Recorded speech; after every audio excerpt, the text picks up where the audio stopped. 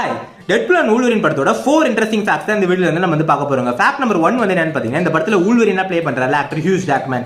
அவர் வந்து பாத்தீங்கன்னா இந்த வூல்வரின் லுக்கை கொண்டு வரதுக்காக மட்டுமே வந்து பாத்தீங்கன்னா ஆல்மோஸ்ட் 6 மந்த்ஸ்க்கு வந்து ஹெவியா வந்து ட்ரைனிங் எடுத்திருக்காங்க. எஸ்பெஷலா வந்து பாத்தீங்கன்னா அப்பர் பாடி ட்ரைனிங்கும் அப்புறம் வந்து ஹெவி பைசப்ஸ் ட்ரைனிங்கும் வந்து பண்ணிருக்காருங்க.